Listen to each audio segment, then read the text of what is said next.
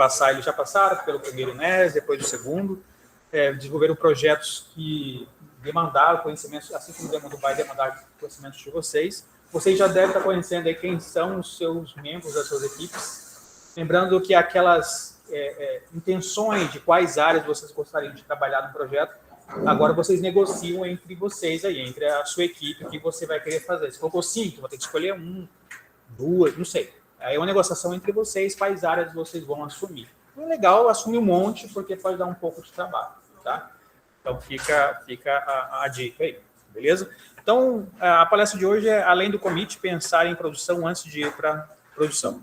É uma coisa que acontece muito lá na banca do NES, a gente pergunta, mas como é que está a parte de produção, como é que você pensou, como é que vai ficar online isso, como é que vai fazer o deploy automático, sei lá, um monte de coisa a gente vai perguntando e muitos de vocês não pensam como é que isso vai ser no ar mesmo, como a gente vai colocar isso para funcionar. Às vezes não faz o teste, por exemplo, nos servidores que tem aqui do NES, para ver como é que vai ficar isso, como é que seria a versão em produção do seu sistema, do seu aplicativo, tá?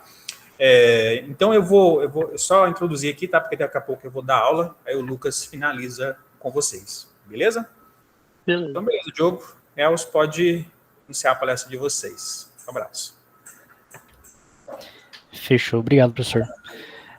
O professor apresentou perfeitamente aqui o nosso sistema. Vou começar me introduzindo aqui. Eu não sei, eu não consigo ver quem está aí na sala, mas talvez alguns já nos conheçam. Eu sou o Diogo, eu sou egresso do curso de Engenharia de Software da UFMS, né? No semestre passado eu estava aí onde vocês estão, né, fazendo projeto, bem como o professor falou. E, bom, eu estou aqui com o Els, a gente trabalha na mesma empresa, inclusive. Els, se apresenta aí. Bom, boa noite, pessoal. Eu acho que eu também conheço alguns. Eu até semestre passado estava nesse mesmo lugar desenvolvendo software também. Eu sou egresso de software, me formei no passado e trabalho junto com o Diogo ali na Ciazon. É isso. E, bom, essa palestra é fruto de uma reflexão que eu e o Els a gente estava tendo sobre uma coisa que a gente acha que falta um pouco ali durante o processo de desenvolvimento dos projetos do NES, que é sobre justamente essa questão de pensar em produção, né? Normalmente, dentro ali de um contexto geral, o NES começa ali com um processo de descoberta ali, no caso de um software novo, onde a gente vai aplicar alguma técnica para levantar os requisitos com os proponentes, ou a gente vai ali, primeiramente, ver os artefatos antigos, dar uma revisada, testar se está funcionando ou não, e também depois faz ali um levantamento de requisitos junto ao proponente para descobrir o que a gente vai fazer agora. Depois, a gente começa a criar essas funcionalidades que a gente planejou, um ciclo de interação, a gente vai criando funcionalidade, corrigindo algum problema que a gente mesmo criou, ou outra equipe criou, e vai validando isso com o nosso proponente, né? Chegando ali perto do fim, a gente dá uma pausa nesse desenvolvimento, né, e começa a dar os nossos últimos commits, né, as nossas últimas interações com os artefatos de software, seja a documentação, seja o código em si, e começa ali treinar para a banca, porque a gente quer muito passar e finalizar ali o NES para ir para o próximo semestre, ou ir embora ali depois do NES, caso seja o último semestre. E a gente passa, né? Como todo mundo aí com certeza vai passar, vai fazer um trabalho muito bom. Depois vai descer para o ABC, curtir uma praia. E provavelmente, talvez nunca mais pensar no projeto que a gente estava trabalhando no NES, né? Só que tem um detalhe. Depois que a gente finaliza ali o nosso trabalho no NES, o software não morreu. E é engraçado porque, pelo menos na minha experiência, a minha equipe não pensou tanto nisso. Embora a gente tenha feito algumas coisas para tentar preparar o software para esse ambiente de produção, depois ali da banca a gente nunca mais pensou. Só que ele não morreu, ele está em produção, o usuário está utilizando ele, e o nosso intuito realmente é que o usuário use ele no ambiente de produção. Só que às vezes a gente se perde um pouco e pensa muito na banca, e esquece que depois dos nossos últimos dias ali com o software no NES, a gente solta ele no mundo, e ele vai viver ali no mundo caótico de produção. E, embora a gente tenha ali os testes unitários, a gente foque muito em funcionalidade, a reflexão que a gente tirou ali, eu e o Els conversando, Será que a gente está realmente preparando o software para produção? Será que a gente analisou o cenário onde ele vai estar inserido suficiente para garantir que ele é resiliente o suficiente, se ele tem ali as estruturas de segurança necessárias? E essa é o tema geral da nossa palestra. E para tentar falar um pouco sobre isso, a gente vai trazer essa matéria que é engenharia de confiabilidade, que o Elza é especialista máximo e vai introduzir aqui para a gente. Exatamente. Para preparar o software para produção, tem que ser pensado em várias coisas, e uma das coisas que pode ajudar bastante é a engenharia de confiabilidade de sistemas. O que ela é o popularmente chamada USRE, que é algo que eu trabalho no meu serviço. É garantir que o software ele possa ser usado pelo cliente, pelo usuário final, de forma segura, que não apresente tantos erros, que seja escalável, que seja usado realmente de forma efetiva. Então, ela é uma disciplina muito grande, com várias coisas a ser comentadas, então a gente só vai dar uma pinceladinha por cima sobre algumas coisas que podem ser aplicadas no contexto do NES, por exemplo, porque a engenharia de confiabilidade ela é bem ampla. E uma dessas coisas, pode dar uma passadinha. E uma dessas coisas são as mentalidades base do SRE. É claro, tem outras, mas algumas que a gente trouxe para essa palestra é o monitoramento e a observabilidade. Isso aqui é muito importante para garantir que o software ele tenha uma saúde após a entrega, uma saúde em produção realmente. Tanto quanto no desenvolvimento. Por exemplo, ali eu posso ter relacionado a monitoramento em um nível aplicado ao NES, por exemplo, configurar uns health checks nas nossas rotas, algo que retorne o que está acontecendo. Em observabilidade, os logs podem ser melhor estruturados, a gente pode coletar alguma métrica para entender o que está acontecendo e não ficar só no escuro. Por exemplo, debugar ali com o IA se deu algum problema e você não está entendendo de onde saiu e o que está ocorrendo. Então, essas mentalidades principais que a gente vai desenvolver, trazendo alguns problemas que ocorrem se elas não forem aplicadas e também algumas técnicas interessantes que dá para ser aplicada no laboratório. Pode passar, Diogo. Então, como garantir que o meu software não vai morrer? É claro, isso é uma pergunta muito grande. Tem várias coisas que podem fazer o software morrer. Mas na engenharia de confiabilidade, tem algumas formas de garantir que ele não morre e também existem, que a gente vai apresentar, algumas formas que o software morre em produção. Por exemplo, ninguém sabe que o sistema caiu. Vamos imaginar o cenário. Vocês entregaram o software, o proponente vai apresentar para os usuários finais, se for alguma ONG ou uma escola estadual, por exemplo. As pessoas vão usar e o sistema cai, dá um erro, não tem um retorno interessante, o proponente não sabe o que aconteceu e não tem mais desenvolvedor nenhum ali para tentar consertar. Provavelmente já foi iteração de entrega ou uma iteração que ainda não ocorreu a próxima. Então, algo que poderia ser mitigado ou algo que poderia curar isso é configurar durante o desenvolvimento ali o /health, porque esse problema já pode ser visto enquanto a gente está desenvolvendo. Esse /health seria o quê? Um retorno ok nos nossos principais sistemas ali na API, por exemplo, no banco de dados, está tudo em pé. Se não estiver em pé, nós podemos criar um monitoramento, tem uma ferramenta open source bem legal, dá para ser aplicado ao NES também, se a gente quiser chamar um pouco de atenção ali na banca, no final, é algo interessante, que é o Uptime Kuma, ele fica batendo nessa rota e avisando se a aplicação está em pé, se não pode mandar avisos para os desenvolvedores enquanto ainda está em desenvolvimento. É claro, é uma coisa mais alto nível, mas é algo que pode ser aplicado tranquilamente. E existe o Docker Health Check, pelo menos os projetos que eu desenvolvi ali aqui no NES, a gente deployava muito com Docker. E o Docker próprio tem esse sistema que ele reinicia o container automaticamente. Nesse cenário, por exemplo, que caiu ali o software do proponente, ele poderia ter reiniciado e voltado ao normal sem a necessidade de um desenvolvedor. Isso também traz um outro problema que durante o desenvolvimento a gente pode mitigar, que é os logs, essa parte de observabilidade. Então, geralmente, desenvolvendo ali, a gente coloca em alguma função, algum comportamento, algum componente, um print, um try catch sem um retorno de erro interessante, só if algo deu erro, try algo erro. E como que eu vou debugar isso se isso aconteceu? Eu não sei quando isso ocorreu, em qual sistema ocorreu. Então, ter um log estruturado é algo muito importante no nosso sistema. porque com o log estruturado e um aviso ali, por exemplo, eu já sei aonde procurar, eu já sei em qual sistema, em qual componente deu o problema.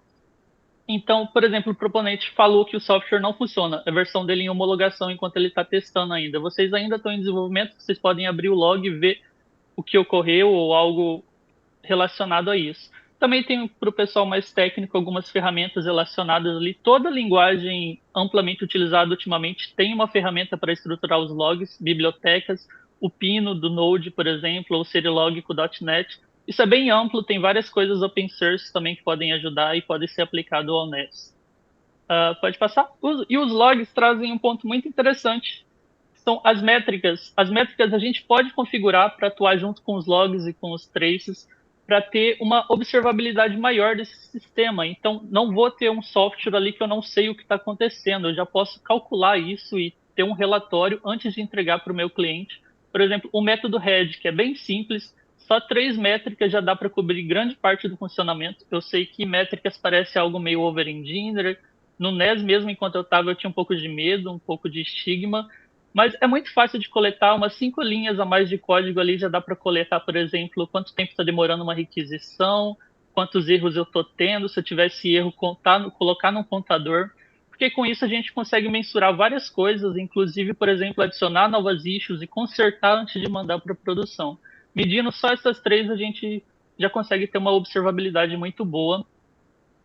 E isso também puxa o próximo ponto, que eu acho que é o maior problema esse daqui, que nós entregamos um software muito bonito, um front muito bonito. No NES tem vários UX e UI talentosos, inclusive na minha interação eu ficava olhando cada software com um front muito belo, mas geralmente não pensamos muito na quantidade de usuários e na resiliência desse software. Então, por exemplo, olhar os requisitos não funcionais e desenvolver com base neles é o ponto mais chave, mais importante de todos, porque não adianta o meu software ser bonito e ele não ser resiliente. Isso o Diogo vai apresentar um pouquinho mais para frente.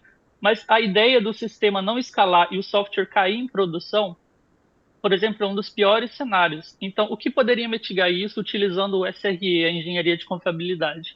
Na engenharia de confiabilidade, nós temos alguns pilares que sempre algo tem que ser testado e analisado antes de ser mandado para a produção. A gente tem que garantir que aquilo vai sobreviver com o mínimo de erros possíveis. Então, a gente pode testar, por exemplo, colocar ali o software sob estresse, o banco, adicionar vários usuários, quanto a API aguenta de usuários ao mesmo tempo, o front-end, se está tendo um retorno legal, se ela volta sozinha, trazendo novamente o ponto ali do Docker, ter um sistema de retorno seguro, sem precisar de muito conflito.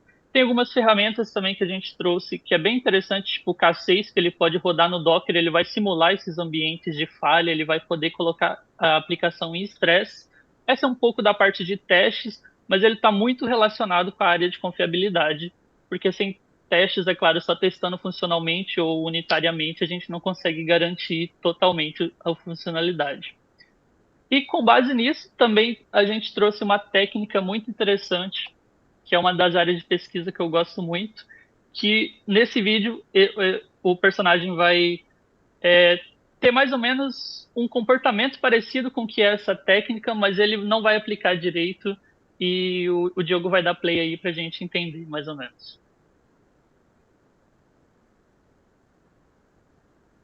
Tá saindo o som? Vixe. Tenta E aí, abrir no precisa do som? YouTube. Não precisa, mas seria. Se não der, tudo bem.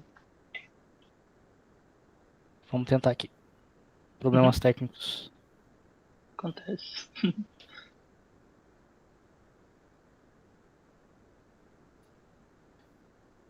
Propaganda aí. Anúncio. Continua não saindo som, né? Tá saindo som, pessoal? Tá saindo. Não tá. Tá. Não tá saindo. Não tá saindo. Bom. Pode ser só o vídeo e a gente explica.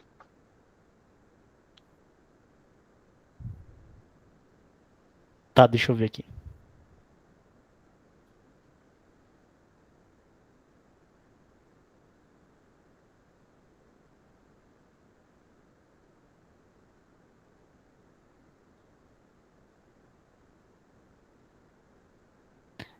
Pra mim, não aparece nenhuma opção específica para som, mas deixa eu tentar compartilhar a tela aqui. Qualquer coisa eu Qual que é a compartilho tela? aqui também.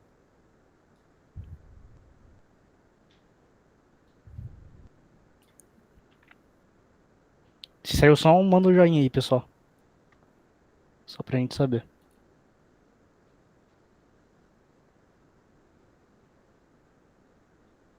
Acho que não.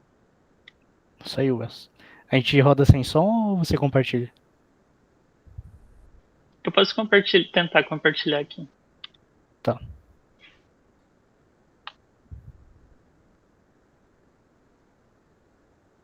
Ciente para abstrair um pouco a ideia da técnica que a gente vai mostrar.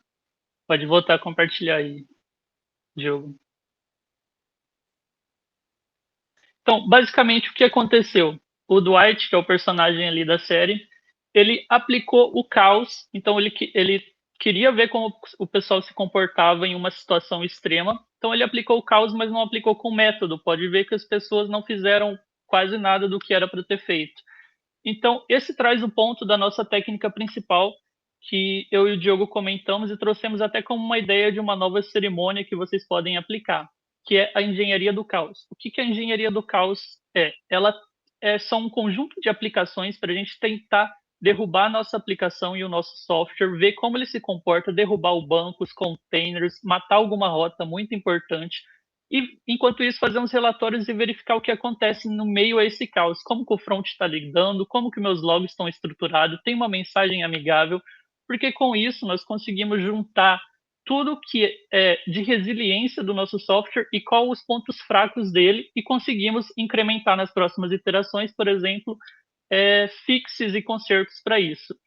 Então, como a gente poderia aplicar no NES? Um dia ali antes da entrega ou um dia antes de colocar na homologação, fazemos essa 1 hora desse dia do caos para tentar fazer um relatório, já subir a issue se der alguma coisa errada, porque é muito importante a gente saber para não mandar algo falho para produção, o que ocorre bastante, principalmente nas vezes que eu desenvolvi software no NES, toda vez que a gente mandava alguma coisa para homologação, acontecia algum BO e a gente tinha que ir de novo fazer o deploy.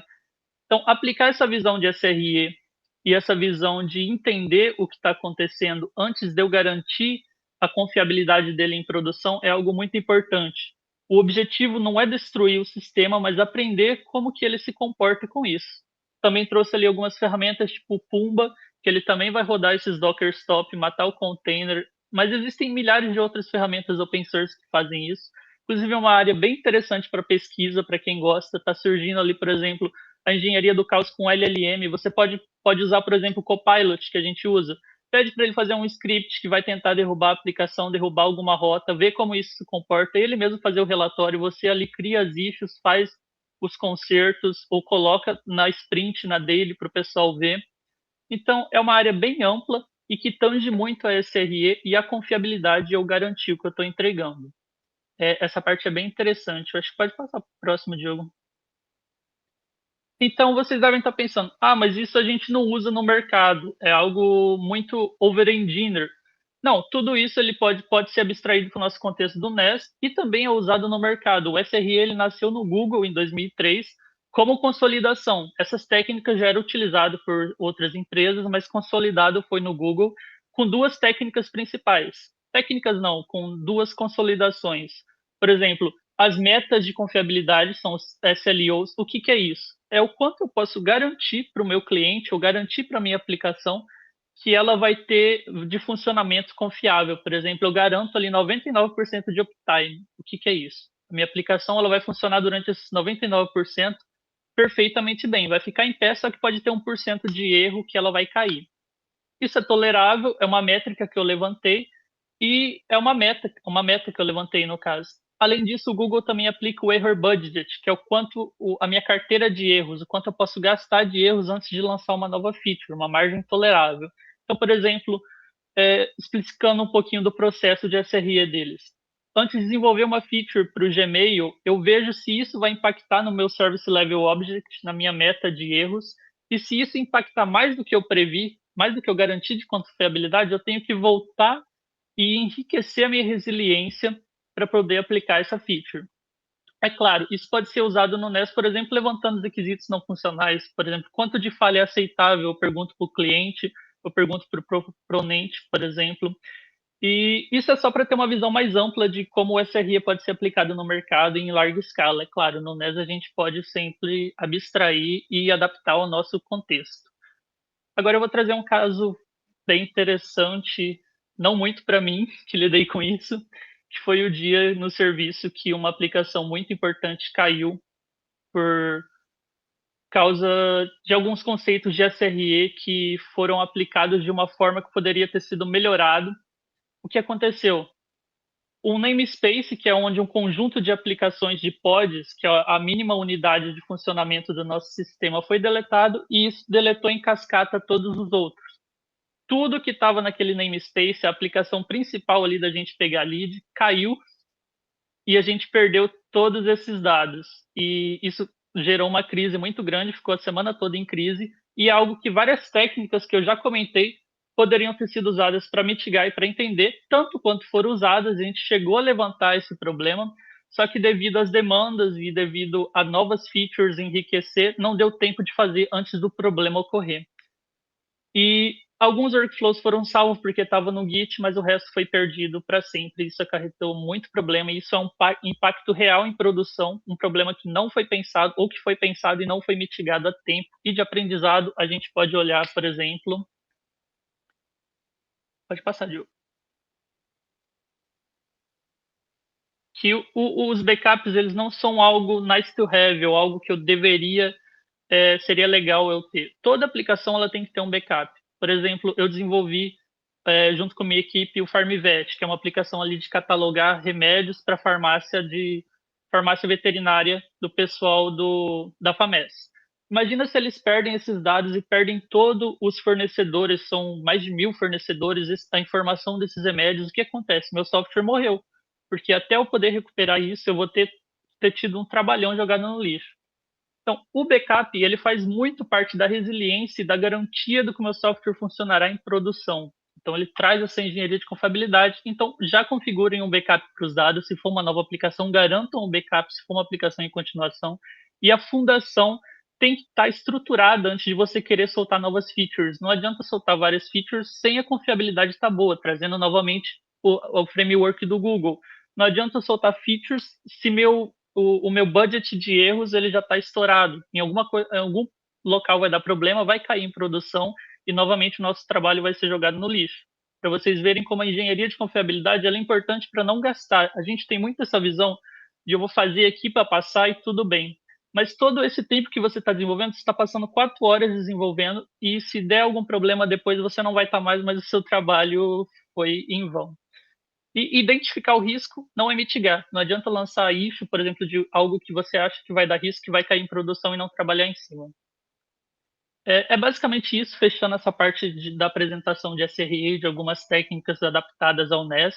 SRE é uma área muito grande, muito interessante. Ela fala muito sobre operações também, mas relacionada ao NES, e o que a gente quis trazer foi isso.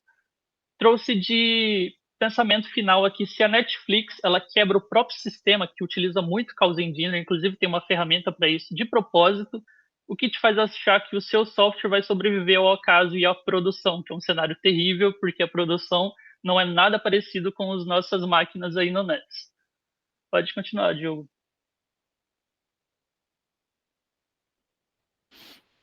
Beleza.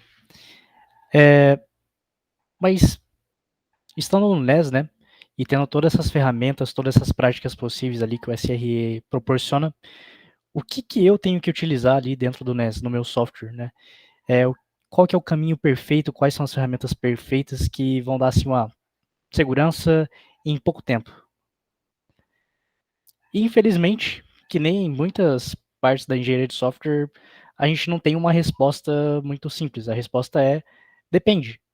E para chegar a uma resposta concreta, vocês precisam dar muita atenção aos requisitos não funcionais. Dentro do NES, a gente dá muita atenção às funcionalidades, a gente tenta ali implementar o máximo possível delas, tenta entregar um MVP muito massa e ir incrementando um monte de funcionalidade, mas a gente tem que ter muito cuidado com os requisitos não funcionais também.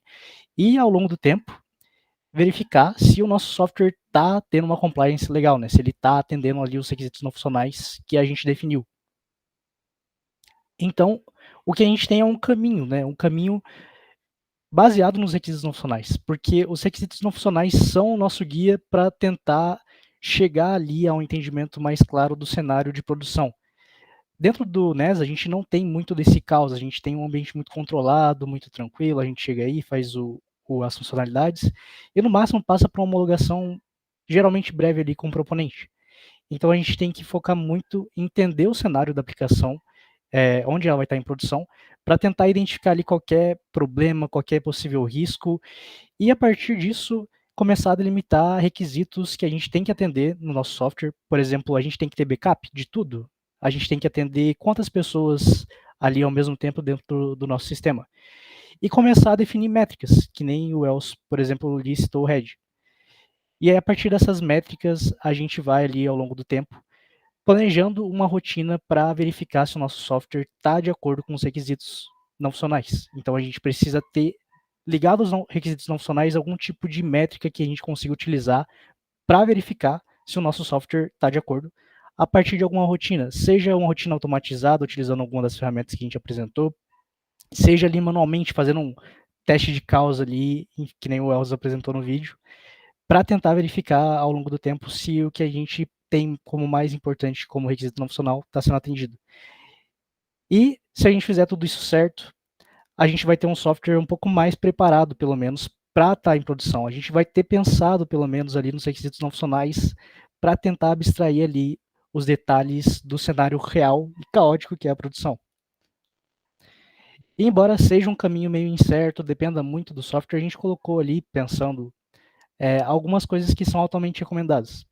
Então, voltando aos requisitos funcionais, a gente recomenda muito, muito mesmo que vocês mapeiem e descrevam ele em algum tipo de documentação, né, os requisitos funcionais.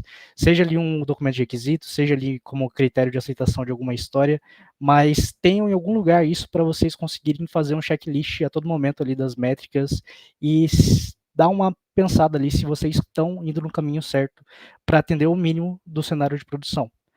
Também o health check, né, para a gente saber se o nosso container tá morto, para a gente conseguir ali, talvez, adicionar alguma ferramenta que insira um novo container, caso necessário, e consiga saber ali também, a partir de logs mais claros, caso ele caia, caso dê algum problema, o que aconteceu, e não tem ali um monte de passou nesse if, deu certo, A, B, e assim a gente consegue ali ter uma base legal para saber se a aplicação morreu, e se morreu, se deu algum problema, e vendo ali para entender o porquê deu.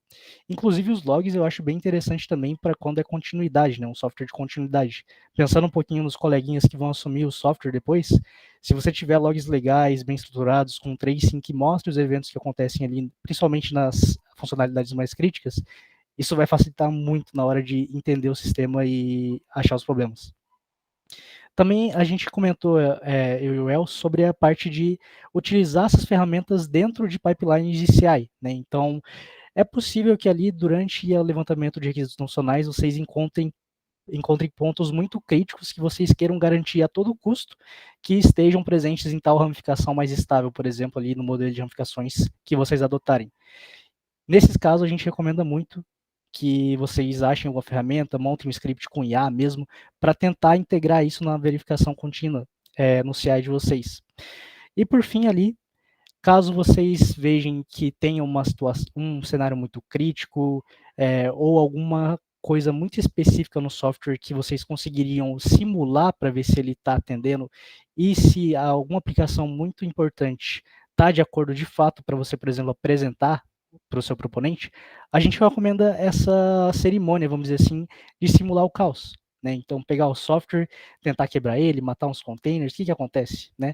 Porque provavelmente ele vai quebrar em produção. E se você não tentar quebrar ele no ambiente do NES, que é tão controladinho, você não vai ter ali mitigado os possíveis riscos e ter mapeado o comportamento do seu próprio filho, software, para preparar ele para andar sozinho aí no mundo da selva de produção. Só que, pô, é muito bonito, muito legal essas ferramentas, só que a gente tem que tomar muito cuidado com o overengineering. Por exemplo, se a gente identificar ali algum conjunto de testes que a gente possa automatizar, a gente tem que lembrar que, às vezes, o tempo que você vai levar automatizando uma coisa, configurando ali no CI, não vale tanto a pena. Às vezes é uma coisa que você não vai utilizar tanto, você vai só rodar ali na homologação. Então, pensar um pouco se vale a pena perder esse tempo automatizando tudo. Talvez só o que é mais fácil, talvez o que é mais crítico, fazer ali uma matriz para entender o que você precisa automatizar. E se você automatizar, lembrar que você não precisa colocar em todo canto da sua CI. Você não precisa fazer um teste ali de caos e um monte de integração, teste de integração, para coletar métrica a cada commit que o desenvolvedor for dar. Então, pensar um pouco também nessa questão de trade-off, de onerar muito a sua CI em um ambiente que é, de fato, mais instável, por exemplo, a ramificação de develop. Mas a mensagem que a gente quer passar também é que, com tudo isso, você tem que focar no essencial, focar no que você consegue atender e no que é realmente mais importante dentro do NES, porque o NES é muito curto, a gente não tem todos os recursos do mundo, o proponente às vezes não tem muitos recursos também, então dá muita atenção aos requisitos e tentar fazer um mapeamento do que é essencial para preparar o software para produção. Então é muito disso, né, da gente ter um equilíbrio, né, não fazer um under engineering de só fazer a funcionalidade, pô, funcionou aqui, a gente fez uma reuniãozinha com o proponente, ele achou legal, ele testou ali, deu certo. E entre o over engineering, de aplicar todas as técnicas, aplicar um monte de ferramenta que talvez o ambiente de produção talvez nem tenha a capacidade de sustentar. Então, tentar sempre pensar num equilíbrio entre não fazer nada e não fazer tudo também, dentro de um tempo muito limitado e dentro de recursos escassos. Então, concluindo, relembrando ali os pontos mais importantes, a gente tem que se preparar para a produção. Embora a gente, como aluno, a gente pense muito ali na banca em passar e fazer as funcionalidades e agradar o cliente com as coisas bonitinhas, a gente tem que estudar os requisitos funcionais e se preparar para a produção. A gente tem que entender aonde o sistema vai estar, o que a gente vai ter em nossas mãos e o que é mais essencial para a gente mitigar de risco. E para isso a gente pode ali utilizar as ferramentas de SRE. E novamente ali os requisitos funcionais são muito importantes. E um adendo, né? Às vezes o nosso proponente não vai ter uma linguagem técnica, então a gente tem que ter a paciência e a mentalidade ali de um engenheiro de requisitos para conversar com paciência, para entender com calma o cenário onde essa ferramenta vai estar. Às vezes o usuário não entende o que é hospedar. Então, muita cautela e muito cuidado com os requisitos não funcionais. É uma parte muito importante desse levantamento. E por fim ali, das dicas, pensem que vai dar tudo errado. Pensem que apesar da gente, todo mundo aqui ser muito bom programador, a gente ter feito um trabalho muito legal, vai cair, a gente tem que mitigar todos os riscos possíveis ali dentro do nosso tempo, dentro do NES. Então, se você puder testar, teste. Se você puder automatizar e valer a pena, automatize o teste, implemente ali uma CI bonitinha, legal. E bom, é basicamente isso de dicas e a reflexão que a gente trouxe é basicamente essa. Se vocês se interessaram aí sobre a parte de engenharia de sustentação, de estabilidade, como que a gente pode fornecer isso a partir de testes, a SRE é uma área muito nova e que tem crescido muito, né? Que nem o Elcio falou, tem muita pesquisa, tem muita vaga sendo aberta, aí pagando muito bem. O Wells vai saber falar melhor. Acho que o Wells ganha o quê? 2 milhões por semana aí. Então, se vocês tiverem interesse, a gente recomenda muito que vocês entrem nessa. É muito legal e tá valendo a pena. E obrigado, pessoal. Obrigado, pessoal.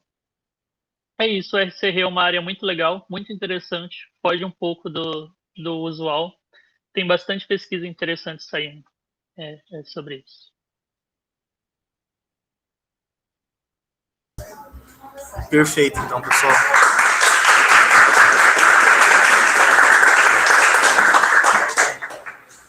Bem, pessoal, alguém gostaria de fazer alguma pergunta?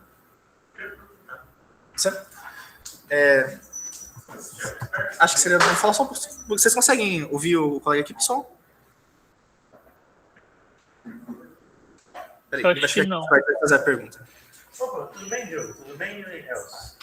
Eu queria Tudo. fazer uma pergunta em relação a todos os processos que estão no NES, né? Em relação não somente à engenharia de explicação, mas também a outras partes do processo, né? Principalmente na parte de inicial, quando a gente tem um processo novo, é muito importante a gente ter uma associação de requisitos muito boa, né? Até mesmo para definir como esse papel de deploy, essa escolha de GCS, de testes, tudo vai influenciar no fim nesse período final, né? Então, eu gostaria de saber para vocês que já passaram no núcleo, o que vocês recomendam nesse período de licitação e também como a gente pode otimizar isso para facilitar os outros processos, né? Como essa parte que vocês explicaram hoje na atenção para a gente. Deu para entender ou ficou um pouco confuso?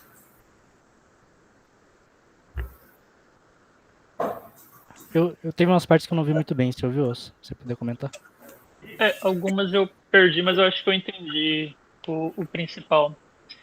A ilicitação de requisitos realmente é uma das partes mais importantes, que é onde a gente vai estar levantando o que o software vai ser e como que ele vai viver mais para frente. Então, algumas técnicas interessantes é realmente prestar atenção e validar tanto com o proponente quanto com a equipe, se faz sentido. Visitas de campo são algo muito legal, porque algumas coisas o proponente não vai saber, ele não vai ter uma linguagem muito técnica. Então, você está ali no campo, vivenciar com a experiência de quase formado já em engenharia de software, já de engenheiro, vai ser muito interessante para agregar nesses requisitos. Então, ter uma base grande de requisitos vai sustentar todo o projeto. Não grande no sentido muitos requisitos, mas uma base estável e bem levantada.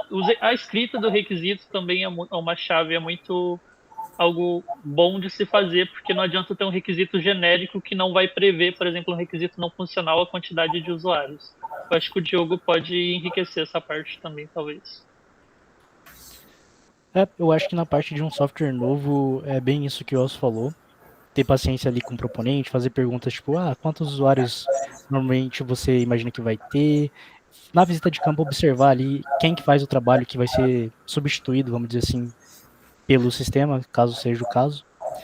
E no caso de ser um sistema de continuação, né? Então, se ele já passou pelo NES ou já existe, eu acho que é um pouco mais tranquilo, porque você já tem ali uma base para entender o sistema, né? Provavelmente o proponente vai ter ali uma informação um pouco mais concreta de quantos usuários tem, você já vai saber onde que você vai ter que hospedar, os recursos que você vai ter para fazer isso. Então, acho que no geral é isso. Existem bastante técnicas também. Tem alguns papers que comentam sobre a elicitação de requisitos, essa fase de criação mesmo e de levantamento, que pode ser consolidado melhor. E a área de SRE, de garantir a confiabilidade toda, fala sobre os requisitos. Então, é realmente a parte mais importante. Não sei se respondeu. O aluno aqui confirmou que entendeu. Perfeito, então. Pessoal, alguém teria mais alguma pergunta? Não? Eu tenho uma pergunta para vocês, então, pessoal. Se tratando da experiência que vocês já tiveram aqui pelo NES, né, que vocês passaram, se eu me lembro, em 2025.2, o Els, ele estava pelo FarmVet, né, junto com o Lester como técnico, e o Diogo no The Cook to Care, né, que eu estava junto com vocês.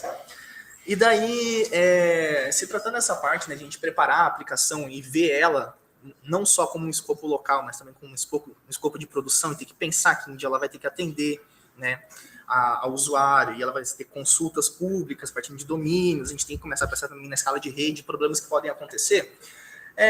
Acho que seria legal, interessante vocês falarem.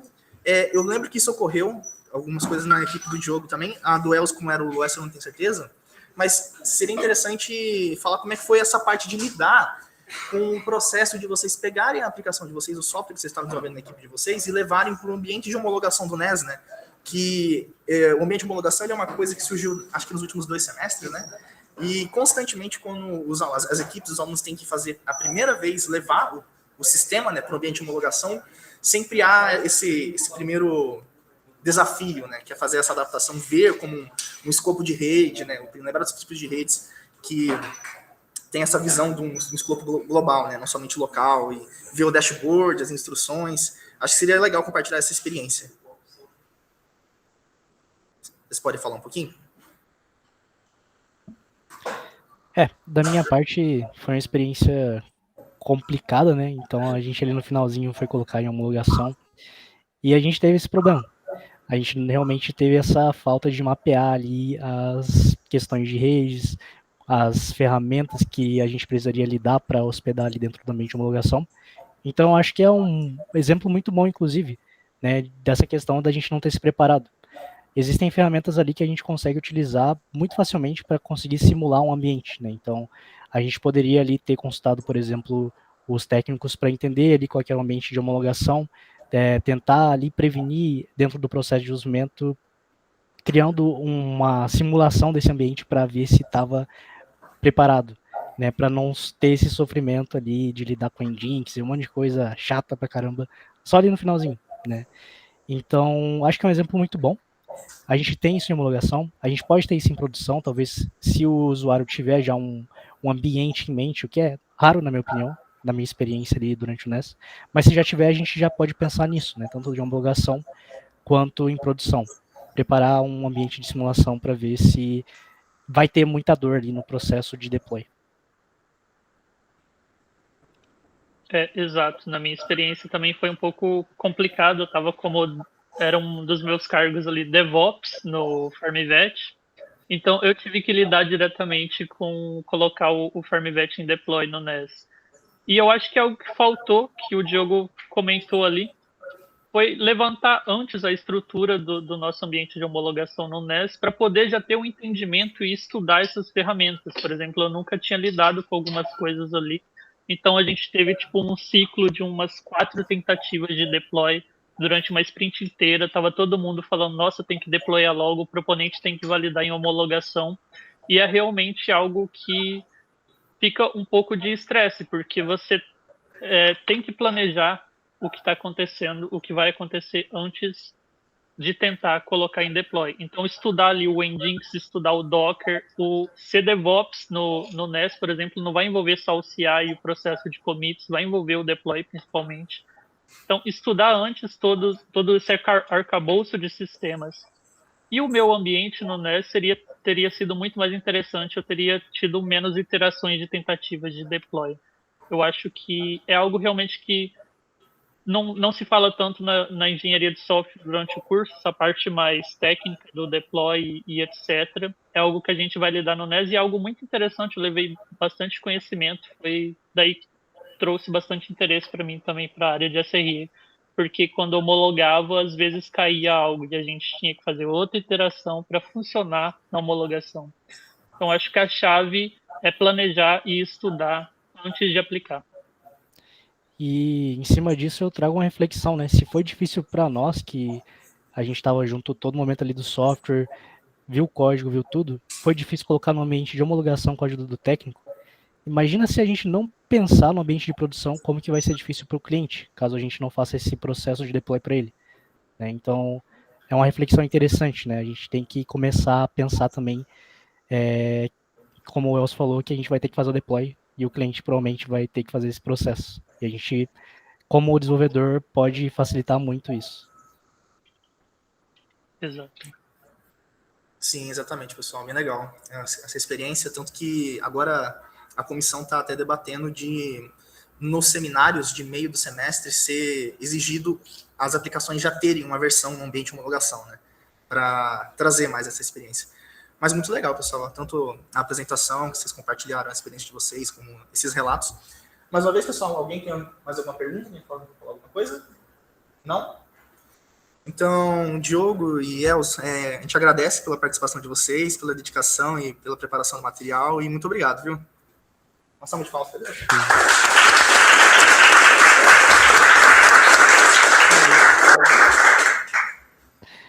Valeu, pessoal. Obrigado pela atenção aí. Muito bom estar com vocês.